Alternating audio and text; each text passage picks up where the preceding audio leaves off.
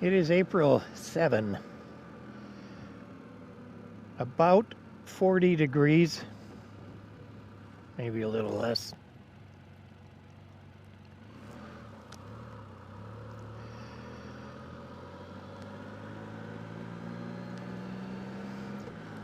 I guess it's about 9:45 in the morning, and I'm taking my first bike ride of 2023, 8,000, almost 8,400 miles on it.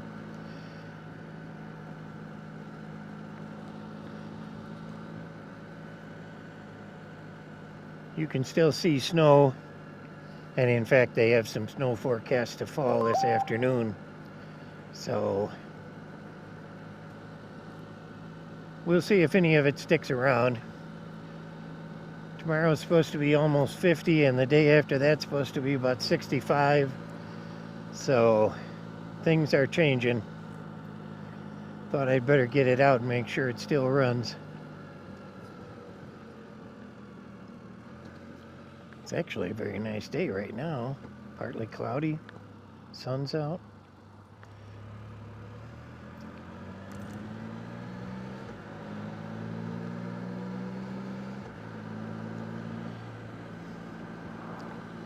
Didn't turn over real well, but it did start. I keep a maintainer on it all the time, and I'm hoping that this ride will help put some more juice back into the battery. But I can't complain, it did start.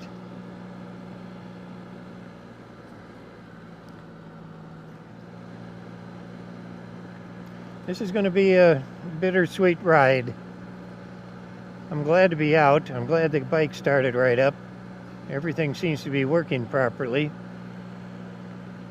But we lost Harley this week. And he's been with us 16 years. So it was very hard.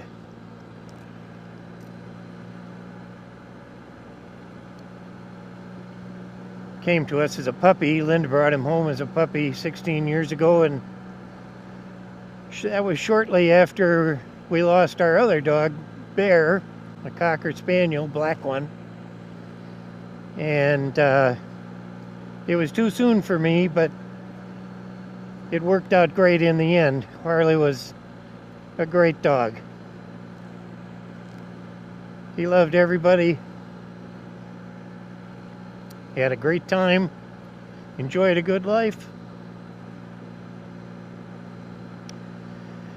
Oh, last fall, I think it was, we started to see some changes in his behavior, and primarily wasn't eating as well and was having problems pooping.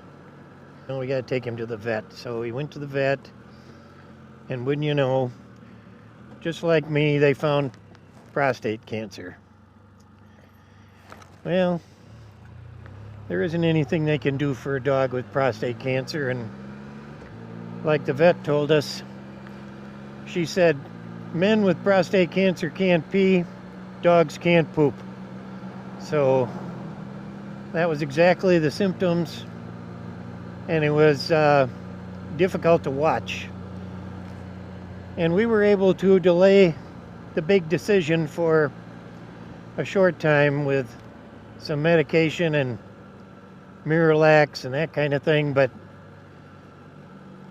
about a week ago, maybe a little less, it changed again, and he couldn't poop at all. And he would strain for a long, long time, and nothing would happen. So we knew it was time. And he'd been so close to us through so many things with us. He grew up in Bayfield, lived in the woods basically, surrounded by bears and foxes and coyotes and eagles and owls, and survived all that. Enjoyed the woods, especially when we were snowshoeing. He could run loose and take off through the snow. And he also went fishing, boating with us, enjoyed that. And of course, you've seen him on the Spider. He really enjoyed getting out on the Spider because he knew it would probably end up with a walk or a hike or a run somewhere.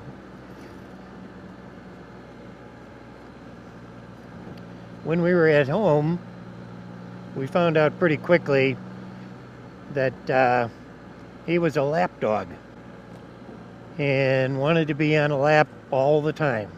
Often it was mine, sometimes he preferred Linda's, but he was on somebody's lap all the time. We also found out that he watched TV.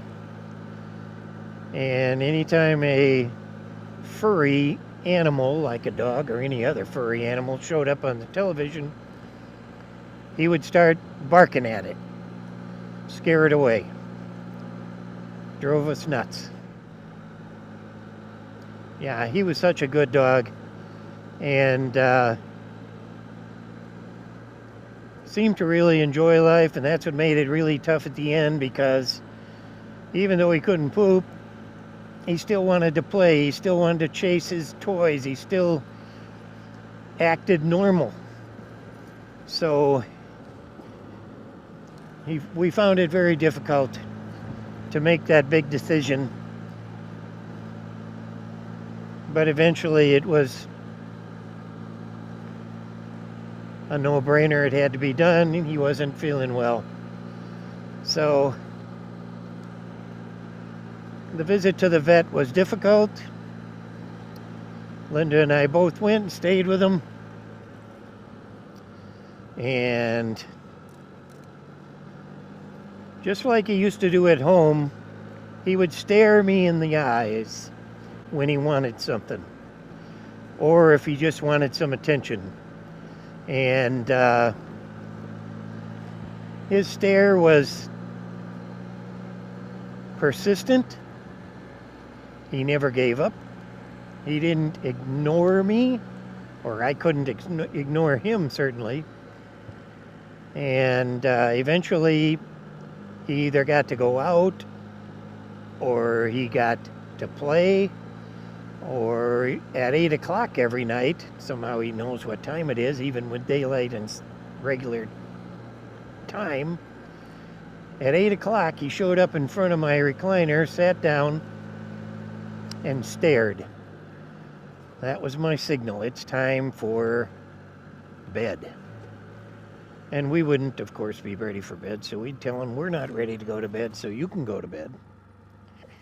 And often he would go into the bedroom, climb up there, kind of wait and see if anybody's going to join him. If not, sometimes he went to sleep, sometimes he came right back out, jumped up on the lap, and waited a while.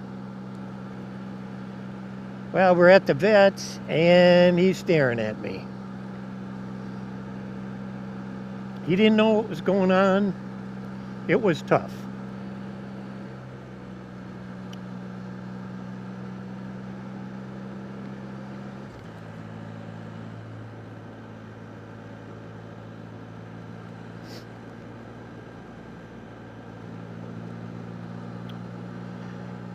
They gave him a dose of ketamine, which was to relax him.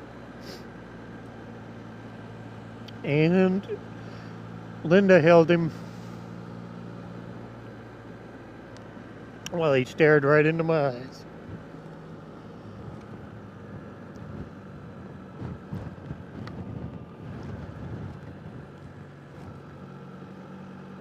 And I'll never see that stare again.